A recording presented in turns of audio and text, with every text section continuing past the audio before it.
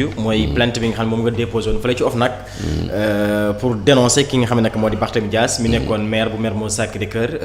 2012 jàpp li nga xam nag moo di 2022 si je me trompe pas lan ngeen jublu ci boobule plainte et lan moo tax ngeen bàyyi ba période bii ngeen déposé li nga xam nag moo di boobule plainte. jërëjëf Ablaye en fait ñun plainte boobu xaaruñu ba léegi pour déposer ko léegi lañ ko soog ñu ko yóbbu OFNAC mais Barthélémy Dias yàgg nañu xeex ak moom en tant que association des riverains yi nekk Mermoz Sacré-Cœur 3 dans le cadre du ce qu'on appelle les terrains de la boulangerie jaune voilà defoon nañ ko ay assignation au niveau de la justice mais duñ ñu doon dumóoyu boobu ba léegi voilà donc nag ñu profité aussi changement de régime bi am ñu xam ne vraiment régime bu ne au niveau de la justice daf si tëddee njaaxaandaay ñu ne kon plainte yi ñu doon def de nañ ko toggaat redéposer waat ko peut-être que justice buy tëddee njaaxaanaay bii nekk fii bi di woote boppam peut-être dina si mun indi ay leeral indi si ay firnde yu leer mais combat bi nga xam ne la ñu ngi koy mëne bu yàgg du combat bu bees scandale bi nga xam ne scandale bi yàgg na fi nag te vraiment ñu bëggoon nag yoon leeral ko si lu tax nag ñu yóbbu ko OFNAC parce que OFNAC dafa structure bi nga xam ne vraiment day saytu wàllu corruption ak ñoom seen te ñu soupçonné si biir dossier boobu vraiment enrichissement ak corruption daf si am ba mu bu leer moo taxit parallèlement à bu ñuy woo les organes de contrôle de l'État ni ñu ñëw saytu contrat yu amoon au niveau de la mairie de Mermoz ñu préféré déposer benn plainte au niveau de l'OFNAC parce que ñoom tamit seen enquête parce que seen prérogative la bopp mun nañu aboutir fi nga xam ne vraiment ñun loolu la ñu njortu ñun mooy des faits de corruption yi nga xam ne am na ci dossier yu ëmb terrain boulangerie jaune yooyu waaw. léegi lan moo tax demoo leen directement fa li nga xam ne moo di ca pôle financier ngeen déposé foofu seen plainte mais ngeen préféré dem fële ca OFNAC pour nu ubbi ci li nga xam nag moo di ab enquête ba pare soog a saisir li nga xam nag moo di pôle judiciaire parce que dafa am ay dossiers yu nga xam ne ñun mënuñu ci jot. lu mel ni contrat bu nekk contrat bu mairie de Mermoz Sacré-Cœur signé ak Belel mënuñu ko jot te conseillers yu nekk ci biir Mermoz Sacré-Cœur mairie bi sax gisuñu contrat boobu te loolu c'est grave conseiller laa la wax de te normalement yoon daf ñu may ñun waxuma la sax en tant que conseiller même en tant que simple citoyen de Mermoz Sacré-Cœur ñu mun a saytul suñu bopp nu suñu mairie di doxalee et je rappelle les terrains de la boulangerie jaune là c'est depuis 2009 que le SICAP rétrocédé la commune de Mermoz Sacré-Cœur 12 000 mètres carrés xam ngeen 12 000 mètres carrés au niveau de Mermoz Sacré-Cœur c'est des milliards coût bi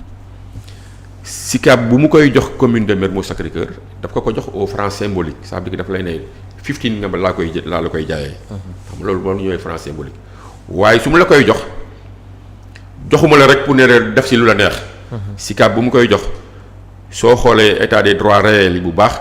bu ëmb terrain bi daf SICAP daf ko encadrer ak ay clause ne ko terrain bi jox naa la ko waaye lii nga siy def ak lii ak lii ak laa munoo si génn ay équipement collectif la naroon am ay aménagement d'espace vert ay terrain ay aire de jeu wala ay centre de santé yi nga xam ne day jëriñ population wu Mermoz Sacré-Cœur loolu moo taxoon SICAP joxoon ko commune bi par 2 fois Barthélémy Dias di dem au niveau de la SICAP di leen bind courrier parce que j'ai les doubles de ces courriers là pour demander à ce qu'on lève ces interdictions là ces clauses là SICAP di bañ et j'ai les réponses des différents directeurs de SICAP bind na préfet bi pour def les mêmes demandes les 2 préfets qui se sont succédés au niveau de l'arrondissement de Almadies ont toujours refusé à ce que les clauses de destination de ces terrains-là soient changées du ñu jékki-jékki rek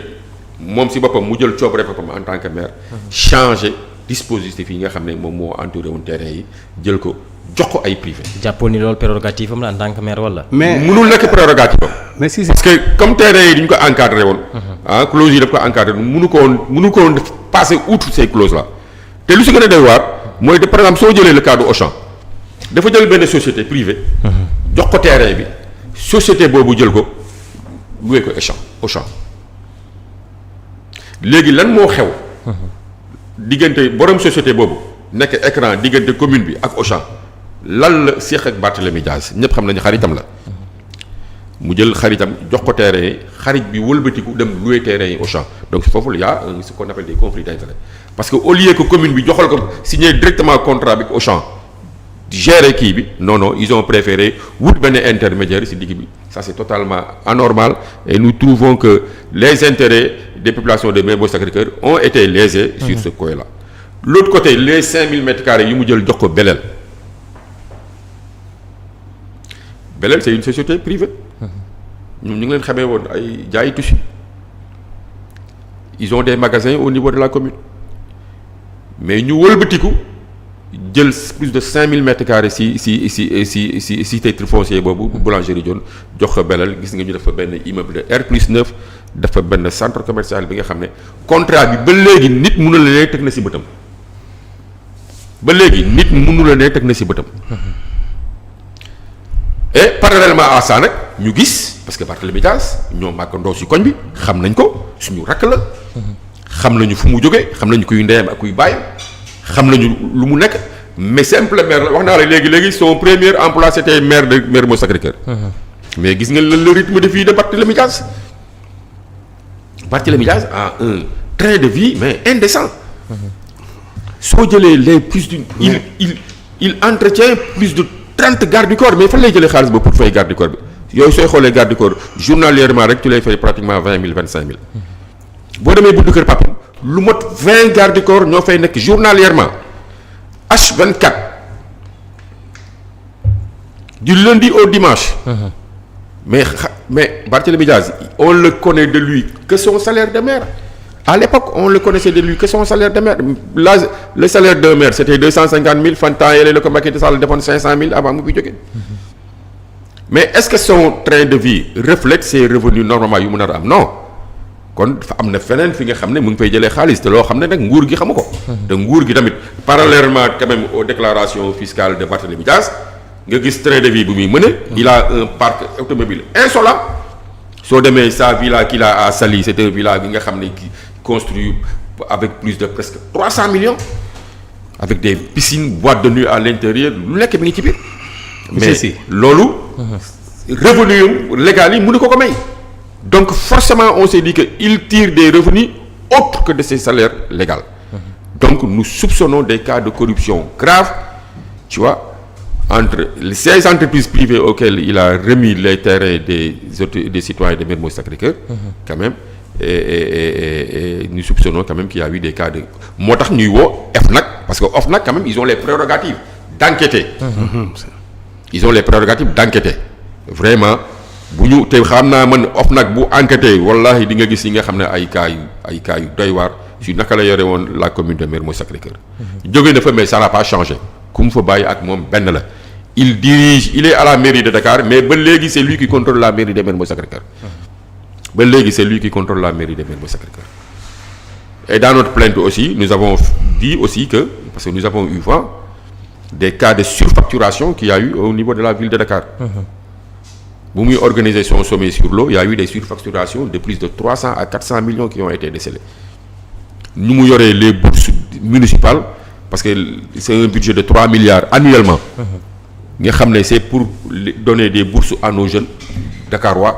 ñëpp xam nañu que ñu mu ko yoree jéggi na dayoo et là aussi nous demandons à ce que les organes de contrôle aillent jeter un regard sur ces dossiers là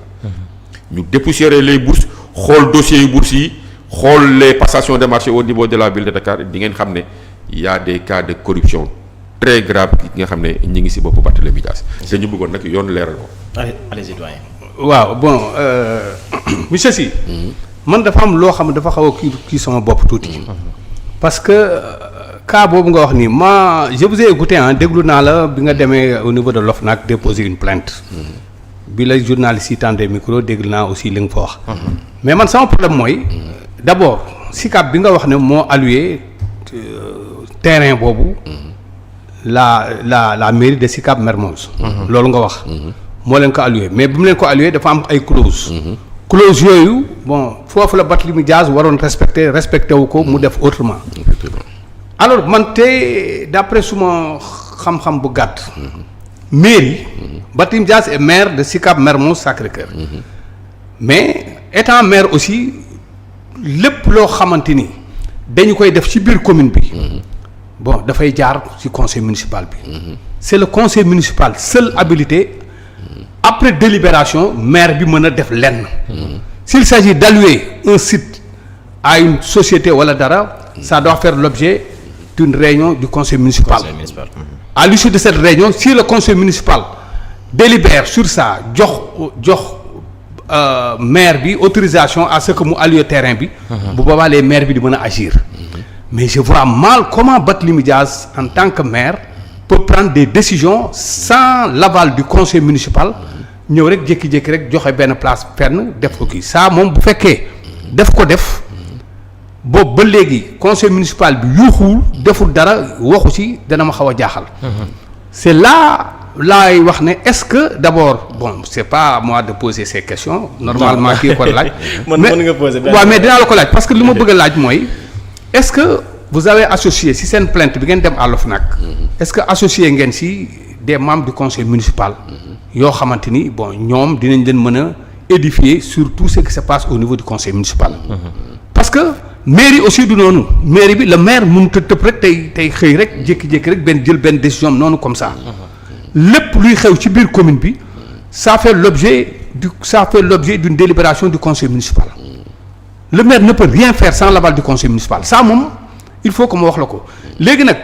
dama xamul diggante moom ak SICAP nan la ñu retrouver woo ba SICAP alloué parce que SICAP joxu ko Barthélémy Dias commune bi la ko jox commune bi la ko jox parfaitement nan la ko joxee commune bi vous m'avez dit tout à l'heure que vous n'avez même pas vu les clauses wax nga encore fi ni bon même contrat yi gisu leen ko clause bu allié SICAP à la commune oui. Si j'ai les documents vous avez les documents notariés contrat bi la yor j'ai les dossiers j'ai les documents notariés vous avez avec les clauses oui vous avez les documents notariés pour ça d'accord bon au franc symbolique la ko joxe waaw même loolu bu ko joxe au franc symbolique devant notaire même loolu bu ko joxe au franc symbolique la commune ci maire bi lay jaar mais le maire doit tenir une réunion du conseil municipal pour aviser le conseil municipal effectivement parce que xam nga mairie dafa am lu ñuy wax nomenclature mairie dafa am ay rubrique bu nekk ci biir nomenclature yi y'a la jeunesse bëri na kaal xam nga bëri na ay kii yu bëri yu si am te bu ci nekk xam nga à chaque fois même bu fekkee mairie dafa recevoir de l'argent ailleurs jóge feneen xam nga lii bon site la boo xam dañu ko jox même mairie bu fekkoon dafa jot xaalis feneen ñu jaarale ko ci maire bi pour def virement crédit boobu il faut que le conseil municipal délibéré ñu waxtaan sur ça ñu mën a def virement crédit bi mais le maire ne peut pas prendre jékki-jékki rek jël benn xaalis nii ñu jox ko commune bi mu ñëw téye xaalis bi denc ko di ci def naka sudul noonu kooku bis bu ko defee loolu moom malversation la automatiquement dafay entraîner leneen alors le cas du terrain là man xaw na ma poser tuuti problème clause yi nga xamante ni moo am diggante maire bi ak commune bi ak SICAP ensuite le maire li nga xamante ni moo ko lié ak conseil municipal bi ba war a mën a tax mu céder place boobu jox ko Auchan gis naa li ngay wax jox ko Auchan wala def dara j'ai un ami yàggul dara daaw la rek parce que yow li ngay wax lu yàgg la daaw rek dem na fii ci mairie bu SICAP bi SICAP Fann Mermoz soxla woon benn partie foofu benn place boo xam dafa waroon def ay exposition moo nekk ci rond-point fii ci BRT bi exposition la fa doon def pour teg fa ay meubles ak yooyu pour jaay mais rien que pour cette exposition là bon bi mu demee contacter le maire bi daf ko génneel kii bi jox ko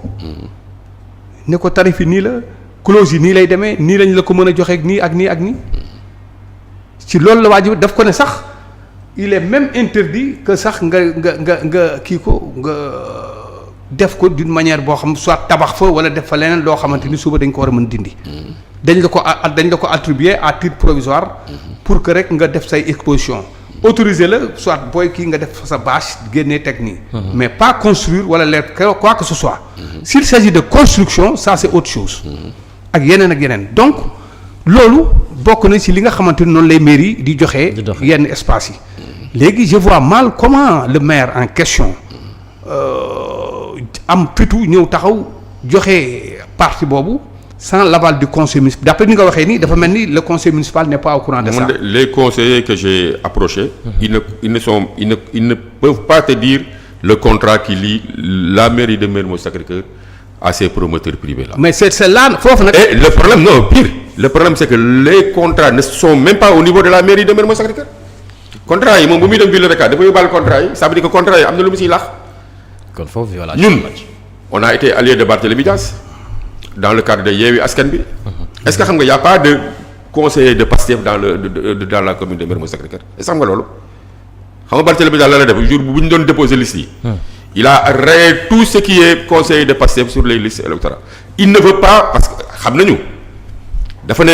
un conseiller de Pastef dans la commune alors là c'est la cata pour man.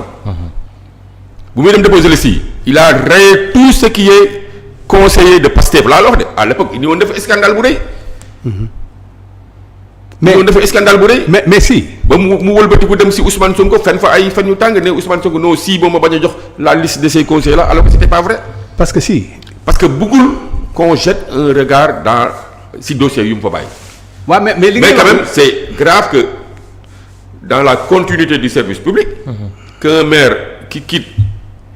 vraiment sa municipalité pour aller à une station supérieure yóbbaale ay dossiers parce que bëggul kenn gis ko. waaw d'accord mais mairie quand même du noonu du doxalee noonu même bu jëlee ay dossiers yóbbu ko gis nga chaque réunion du conseil municipal. les délibérations avant que ñuy dem délibération di kii y a toujours le représentant de l'État. effectivement c'est le sous-préfet. mooy ñëw toujours taxaw. même pour ñu délibérer pour que délibération bi jaar kii ak yooyu il faut aussi la contre-signature du représentant de l'État. sinon bu amul baaxul. effectivement. donc allez à la sous-préfecture.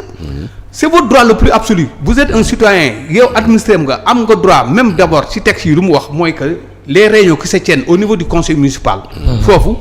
vous avez dañ ko war a afficher. vous avez droit à da ngeen am droit yéen ci mairie bi demander. effectivement réunion bi fi amoon bële passé nan la demee. procès verbal bi voilà procès verbal bi ñu jox leen ko am ngeen ci droit c'est votre droit le plus absolu. comme ni nga demee def une plainte au niveau de l'OFNAC c'est votre droit le plus absolu. bon OFNAC xëy na peut-être yow fu nga mënta egg OFNAC am na crédibilité bi mën fa enquêter. mais au départ dafa am loo xamante ni man daf ma xaw a jaaxal. je ne peux pas comprendre comment le maire s'est retrouvé pour par exemple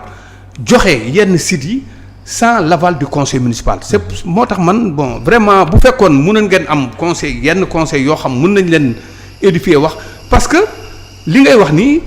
dafa sax bu fekkee c'est avéré. il y a même le sous-préfet bi nga xamante ni moo fi nekkoon bon moom aussi daf ci am responsabilité. daf ci am responsabilité parce que mënuñu joxe parti yooyu sans que. xaaral ma tagal la ci dara parce que construction yi bu mu amee surtout le cas de l'immeuble là mais lu ci gën a doy waar mooy c'était des gendarmes qui gardaient ñoo doon garder construction yi. mooy immeuble Belel boobu. waaw bu ñu koy tabax. camion gendarmerie mooy ñëw garder pour saytu ko est-ce que loolu. oui. parce que lu ñu bañoon mooy population bi ñëw jaxase kii yi. waaw parce que y a des rumeurs aussi qui disent que derrière Belel mais c'était la première dame qui était c'était la première dame. Marième Faye Sall. waaw Marième Faye Sall. ba pare Descos tegu fa tànk alors que y avait une dafa amoon arrêt bi nga xam ne interdiction de construire mun naa la moon document yi ma ne on avait une assignation à la justice amoon na interdiction de. mais bu ñu fay tabax bizarrement curieusement mais camion gendarmerie moo fay ñëw gaare quand même je trouve curieux quand même que gendarmerie di ñëw di saytu quand même une construction bi nga xam ne c'est des gens privés franchement je trouvais ça curieux parce que Belel jusqu'à preuve du contraire. non xam nga la gendarmerie privée. xam nga la gendarmerie ba lu tax gendarmerie yi di ñëw doon saytu construction boobu di ko sécuriser. xam nga la gendarmerie. xam nga la gendarmerie comme la police ci gox wala fenn ils sont sous la tutelle du maire le maire c'est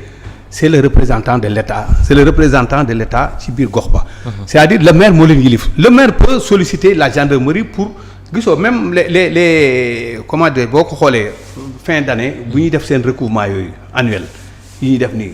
mais dañuy dem solliciter par exemple la police pour que mu jox leen ay éléments. ñu ànd ak ñoom def c'est-à-dire c'est le maire ils sont sous la tutelle du maire le maire mooy yilif gox bi. am na droit solliciter gendarmerie wala def dara pour que ñu ñëw bon defal ko maintien de l'ordre foofu mais li ci biir xamuñu ko mën nañ ko bañ a xam il l'ignore. Donc yéen ni ngeen def nii c'est un pas d'abord vraiment man j'apprécie ni ngeen def. vous avez dem ngeen OFNAC def seen plainte yóbbu à l'OFNAC. OFNAC va faire son travail.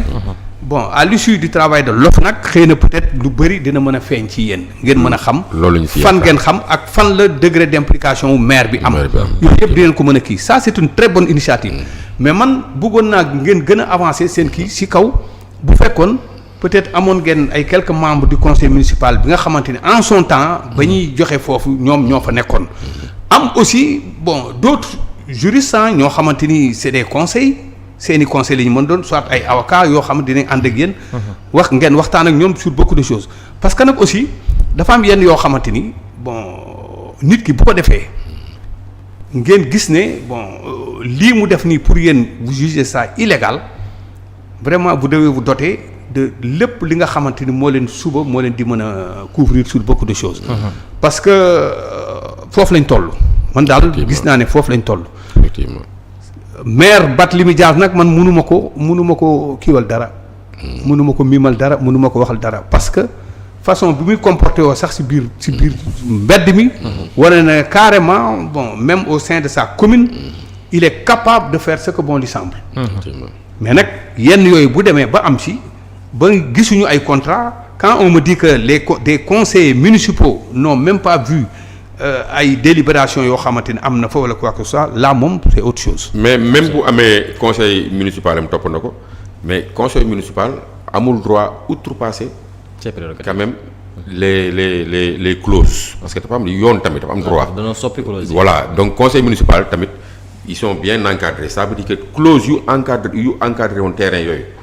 conseil municipal amuloon sax prérogative même bu nekkee ñoom am nañu droit voter. mais c'était même illégal ñuy voter pour changer ces clauses là. parce que amuloon terrain yooyu mënuloon am recevoir dara. non je ne parle pas du changement des clauses. ça veut dire que même bu ñu ko voté woon. c'est-à-dire je dis même si le conseil avait suivi le maire pour ñu voter délibération bi. pour jox ko ay privé c'était illégal. l'acte en soi est un acte illégal. parce que terrain yi c'est bien encadré clauses yi ci war a def c'est bien encadré. te SICAP bu mu ko doon jox ça ko sécuriser woon. c'était pour que ces terrains-là ne se retrouvent pas entre des mains des privés moo tax dafa naroon nekk des terrains qui bénéficiaient à la commune aux citoyens de Mermoz Sacré-Cœur. aux citoyens de Mermoz Sacré-Cœur. Très important. Alors dernière question fekk am nga ko wala. waaw non awma dernière question sinon vraiment di kontaan xanaa si